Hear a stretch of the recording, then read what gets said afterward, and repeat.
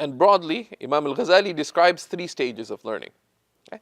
Each stage can be broken down further because it may entail more than one step. The essentials stage, haddul iqtisar, and then there's the understanding stage, haddul iqtisad, and then there's the stage of specialized mastery, haddul istiqsa. So let's look at each of these stages. And it's just like a ladder, right?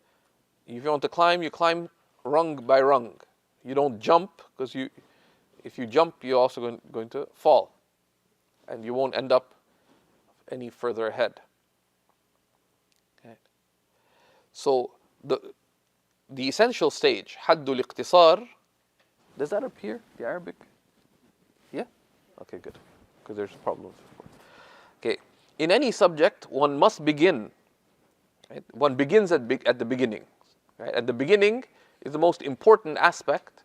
Right? And the ulama, sometimes people get frustrated because the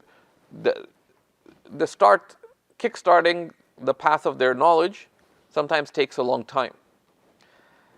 Amongst the Salaf, many of them had the approach that they would not teach a student until they determined that they had the qualities a sincere seeker would have.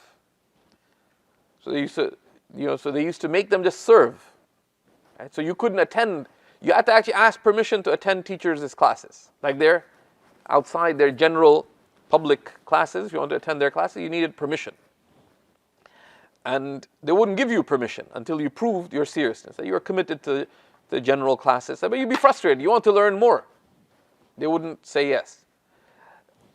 Some of the ulama actually had guards at their door where they taught. So if you weren't amongst those who was allowed in, they'd shoo you away. They'd close the gates when the class started. Not to withhold knowledge, but this knowledge, the Prophet said, إِنَّمَا يَحْمِلُ هَذَا الْعِلْمِ فِي كُلِّ قَرْنٍ عُدُولُهُ.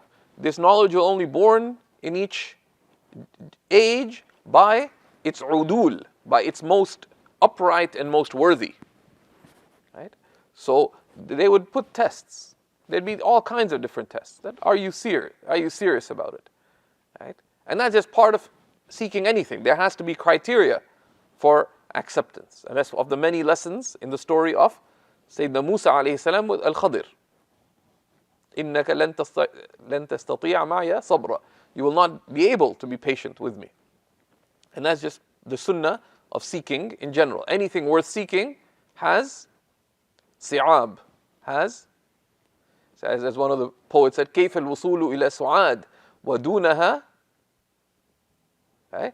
How can I reach Su'ad, this imagined lover? Right? And before reaching her are hills and mountains. Right? Right? So that's just part of it. So the beginning stage, however, is the most important because that's the foundation of everything that is built upon it. And so in any subject that one studies, one begins with short, clear texts. Right? One begins with short, clear texts. These are called the mutun. And the scholars refined the essence of the various subjects of Islam into these deceptively short texts that are very simple to cover. But these serve as the foundation.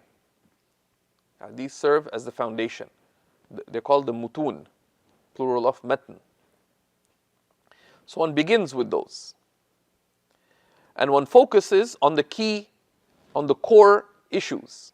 Right? And that's the characteristic of the mutun. They give you a clear overview of the subject, but they cover the core issues of the subject. Right? So one needs to know those core issues. One needs to know what are the essential concepts in the subject. Right? Ma husn at-tasawwur, with clear, you can clearly conceive of what these are the issues. Right? And you know them with precision. How? You understand the definitions. You know the definitions and can explain them. So anything you cover, so what is tayammum? Say, well, tayammum, no.